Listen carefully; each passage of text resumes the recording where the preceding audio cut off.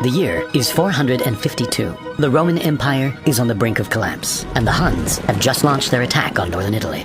Several cities are completely destroyed, forcing the locals to go on the run. They head for a lagoon just off the coast and take refuge on several small islands, a decision that would no doubt save their lives.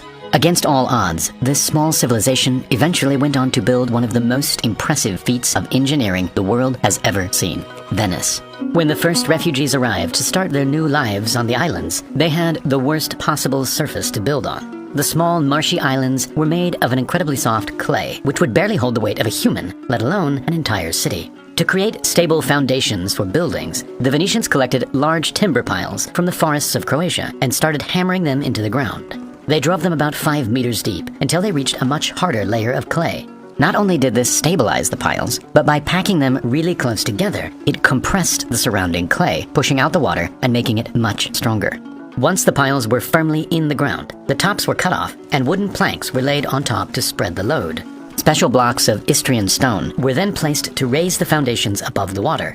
This design was a stroke of genius, as the wooden piles were sealed away from the air, making it impossible for them to rot. To this day, almost all of the original piles are in great condition and are still holding up the city. Once the foundation had been properly laid down, the buildings themselves were built. Venetians started off using wood for their houses, but after numerous fires, they switched to brick. To keep the buildings as lightweight as possible, they had to be no more than 3 stories high. Lime mortar had to be used instead of cement because it was flexible and would allow the entire building to flex as the ground beneath slowly moved. The inner walls were built in a crisscross pattern that would also flex like a trellis. The facade walls, which had large windows and elegant stone designs, made them much heavier, and so in order to stop them from falling over, they were pinned into the floor using iron rods, keeping the entire building together. This method of building worked well for the Venetians, and soon several islands around the lagoon were established in this way. Instead of expanding outwards like most cities, these islands expanded into each other. At first, boats were the only way to cross between the islands, but eventually the islands grew closer together, and many could be crossed by simply wading through the shallow water on a horse. The next step in Venice's evolution would of course be connecting the islands. In order to turn Venice from a collection of islands into a bustling city, bridges had to be built. The first attempt was a simple pontoon bridge that joined the 2 largest sections of Venice together, and crucially, provided quick access to the Rialto area. The bridge was later upgraded to a wooden bridge, which eventually burned down and collapsed before it was finally replaced by a much stronger stone bridge. To build it, over 12,000 timber piles were driven into the banks of the canal, and 10,000 tons of stone were built on top to form the bridge. To this day, the bridge still stands, and it serves as the main artery in the center of Venice. After this, stone bridges started to pop up everywhere, turning Venice into a compact city made up entirely of canals instead of roads. By now, the city had become the most powerful and richest city in Europe. Everything being bought and sold went through Venice, and the Venetians were making enormous amounts of money. But as business increased, so did the population, and the demand for fresh water was out of control.